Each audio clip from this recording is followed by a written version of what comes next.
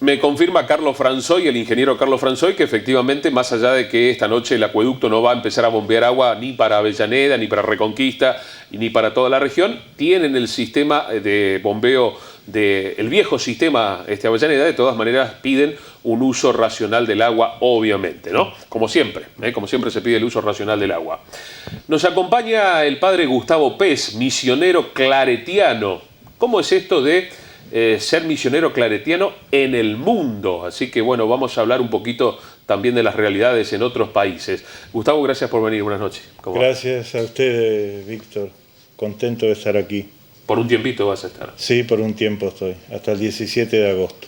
¿Qué es un misionero claretiano? A ver, contame un poco. ¿O cómo nació esta idea de ser misionero claretiano? Bueno, es una larga historia, porque mi historia empezó en fraternidad, tengo que decir, cuando estaba el padre Armando Jacuzzi. Yo veía que mi vocación era ser sacerdote cuando estaba en confirmación, y justo llegaron el padre Juan Finosi y el padre Martín Sani de los Pobres Siervos, y bueno, ahí yo me fui a Nazaret para hacer se llamaba orientación vocacional, era una casa de formación. Y entonces ahí y terminé la secundaria, y de ahí después teníamos la posibilidad de elegir dónde queríamos ir. Es decir, los Pobres Siervos no forman solamente para su congregación, sino que forman para la iglesia los sacerdotes. Esto es una cosa muy interesante. Y bueno, después vino toda una historia. Empezó con los claretianos, empecé en el 85 en Formosa, donde estuve 5 años hasta el 90. Del 90 al 2000 estuve en la República del Gabón, en África, y estos 15 años fueron como misionero laico. Después pedí para entrar en la congregación y bueno, hice todo el recorrido normal, el postulantado, el noviciado y los estudios de filosofía y teología en Roma. Me ordené en Reconquista y trabajé 6 años más en Italia. Después estuve 8 años en Francia y ahora estoy en España. O sea que conocés, no digo gran parte del mundo, pero muchos países. Muchos países, sí. Además, como nosotros trabajamos juntos, los claretianos de Europa, conozco muchas realidades. Más allá de lo que es nuestra provincia, conozco Polonia, Alemania, estamos en contacto con todos los claretianos. ¿Hoy estás residiendo dónde? Hasta septiembre estoy en Barcelona, pero desde septiembre voy a estar en Pamplona. Pero ahí en España. En España, sí, sí. ¿Cómo es esto de recorrer el mundo, digo, y cuál era esa misión que vos empezaste en Formosa, con esa idea que tenías de hacer misión en el mundo? Y si fue cambiando, no es lo mismo Formosa que seguramente Barcelona, ¿no? Sí, sí, fue cambiando. Incluso la misión que tengo ahora es muy diferente de la misión que tuve en Formosa, que tuve en África. Ahora, actualmente, yo estoy en lo que se dice el gobierno de la provincia. Es decir, yo no tengo una parroquia hoy, como tuve durante toda mi vida. Estamos en lo que es la animación y la organización de toda la provincia, que se llama San Pablo, que comprende Italia, Francia, Cataluña y el País Vasco de España. Uh-huh. ¿Por qué digo, mirá, Batistuta apareció por ahí? ¿De dónde fue eso? ¿En Italia? No, acá, en Reconquista. Ah, pensé que lo encontraste en Malabrigo. En Malabrigo. Sí, sí. ¿Y cómo es esto, digo, de la misión, esa de Formosa, que habrá tenido su objetivo con este trabajo misionero que haces hoy? La de Formosa fue... Digo, de encontrarte con una realidad totalmente distinta, obviamente. Sí. Cada realidad es muy distinta, ¿viste? Y cada uno tiene su misión particular, seguramente. Exactamente. La de Formosa fue la experiencia más fuerte eclesial.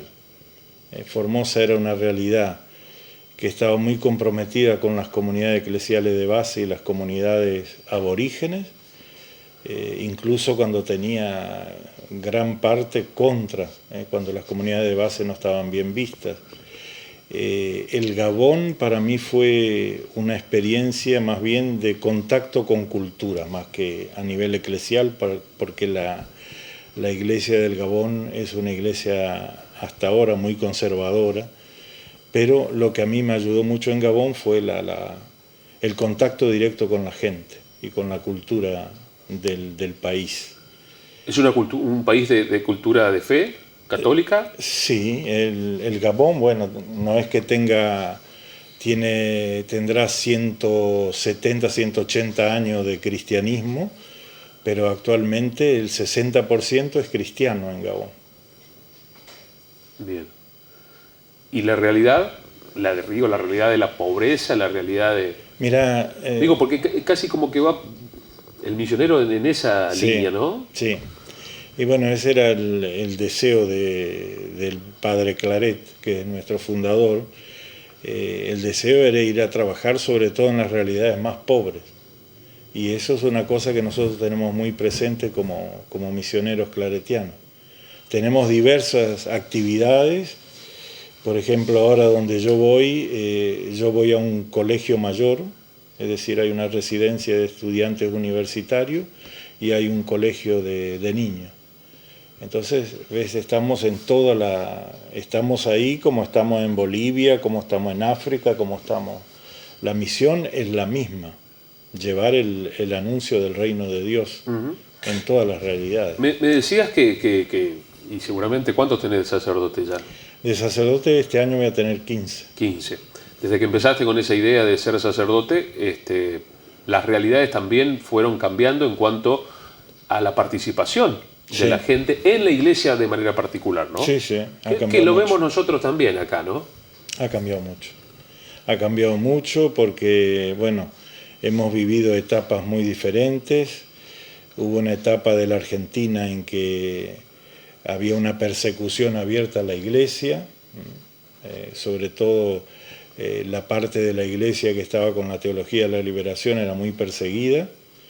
Y después una realidad que se da ahora en Europa muy fuerte y que pienso que aquí también está llegando, es el envejecimiento de la población y el problema demográfico. Es decir, no hay niños. Ese es un problema muy grave, sea para la educación, sea para todo. O sea, la población envejece. Europa se está quedando sin niños. Sí, la población envejece y la vida se alarga, digamos. Nosotros en nuestras asambleas tenemos, la mayor parte son de personas ancianas, poquísimos jóvenes. Y la vida de los jóvenes ha cambiado mucho, sea por el trabajo, sea por la vivienda y por las situaciones actuales en que vive la juventud hoy. ¿Y hay un problema de fe también? También hay un problema. ¿O es una fe que se vive puertas afuera? Hay un problema de fe. Bueno, yo viví en realidades muy distintas. Por ejemplo, sabes que en Francia, por ejemplo, es una república muy laica, donde se trata de poner Dios al costado. Entonces ahí hay una cosa ya muy marcada. Y la fe sí, yo pienso que fue cambiando, que hay nuevos y grandes desafíos hoy en la iglesia y quizás la gente se espera respuestas inmediatas y la iglesia va con sus tiempos. La iglesia, ahí está el tema también, ¿no? La iglesia va quizás un poco también atrasada con respecto a los cambios que el mundo está viendo, ¿no? Digo, las tecnologías, las redes sociales, bueno, todo lo que vemos en el mundo hoy, como que la iglesia también está un paso más atrás. Sí, las redes sociales, fíjate, en el 2007 tuvimos un encuentro en Roma y había un cardenal de Corea y este cardenal nos explicaba en el 2007 que la mayor parte de la evangelización en Corea pasaba por las redes. Y acá nosotros estábamos... Ni sabíamos que éramos las redes. Al inicio estábamos de todo eso. Yo creo que sí, que en eso estamos bastante atrasados. Bastante atrasados. ¿Y cómo se cambiaría esto? Digo, si es que hay que cambiarlo. Y la formación, por ejemplo, la formación de personas que estén a la altura de hacer una evangelización. Eso hay un acento hoy también en la congregación hay una plataforma que se llama Cibermisionero, es decir, cómo llevar el mensaje a través de las redes. De hecho está Carlo Acutis hoy en Ajá. las reliquias en la Catedral de Reconquista, ¿no? Sí, Que fue también una especie de, como que le dicen, el apóstol, el ciberapóstol, el ¿no? ciberapóstol, sí. ¿Lo conocían allí ustedes a Acutis? No era muy conocido, donde yo estaba no era, se hablaba de él, sí, porque era, bueno, cuando estaba ahí era reciente la muerte de Acuti en Italia, y ahora sí, ahora se habla mucho de él. Ujú.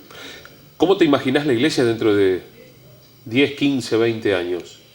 Y yo me gustaría que sea una iglesia como el sueño del Papa Francisco, pero yo creo que nos pasa al costado todo.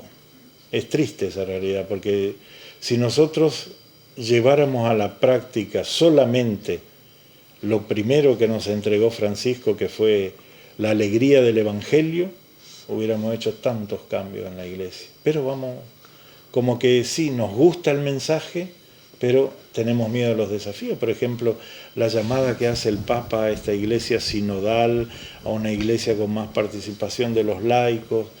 Yo pienso que hay mucho trabajo por hacer todavía. Hablábamos en la radio el otro día y decíamos, vemos también cómo muchos, incluso sacerdotes, dejan la iglesia, ¿no? Y lo primero que uno dice de afuera es, bueno, pero por ejemplo, los sacerdotes tendrían que casarse, tendrían que tener familia, por eso dejan la iglesia. Sí. Vos me contaste otra Claro, historia. Te conté otra historia porque yo cuando estudié en Roma, nosotros estudiábamos con seminaristas que eran de rito oriental. Es decir, los de rito oriental se pueden casar antes de ser diáconos y siguen casados cuando son sacerdotes. Entonces yo una vez hablando con uno de estos seminaristas, le planteé justamente este problema. Le dije, quizás nuestro problema es que los curas no se casan, y él me dijo, nosotros nos casamos y tenemos el mismo problema que ustedes. Es una crisis, me decía, de fe y una crisis de Dios. Se quiere poner Dios al costado de todo. Ellos tenían el mismo problema que nosotros, y siendo ellos con la posibilidad de casarse. Me decía un sacerdote de Itatí el otro día en ocasión de la multitudinaria peregrinación que hubo a Itatí, de a caballo, gente que fue, más de 400.000 personas llegaron a Itatí, incluso se hace la procesión náutica con Caacupé también, con el Paraguay. Nos decía, van 400.000 personas en esa religiosidad popular que hay, de fe, lo ponemos así, pero los fines de semana teníamos 70, 80 bautismos. Sí. Ahora tenemos 10, 12 y nada más que eso. Sí. Que marca un poco también esa idea, ¿no? Yo no sé si están, si no hay niños para bautizar o los padres no se comprometen con ese sacramento, por ejemplo. Las dos cosas. Y esto es otra cosa que dice el Papa Francisco, estamos en un cambio de época. Es decir, hoy la familia no es lo mismo que era la familia hace unos años. Y no hace 50 años, hace algunos años. La realidad es muy diversa. No hay niños y después hay familias que se recomponen, decíamos en Francia. Por ejemplo, que son divorciados, que se vuelven a casar y vienen los hijos de un lado, los hijos del otro. Es una realidad muy, muy diferente a la que hemos vivido hasta ahora. Está el problema demográfico, no hay niños, y está también la transmisión de la fe. Hoy nosotros nos encontramos, por ejemplo, en un colegio que tenemos en Azkarcha, en Euskal Herria, en el País Vasco, donde, por ejemplo, antes los enseñantes eran todos católicos con una formación. Ahora tenemos que hacer toda una formación y un acompañamiento. Vienen con cero religión. Y eso es porque no han recibido la transmisión, El mundo ha cambiado mucho. Y seguirá cambiando. Y seguirá cambiando, sí. Tendremos que ayornarnos nosotros. Sí, sin duda. Gustavo, gracias por este tiempo. No, gracias a ustedes. Muchas gracias. El padre Gustavo Pech charlando un ratito con nosotros aquí en la noche de Amanecer Televisión. Ya venimos, tenemos muchos más temas.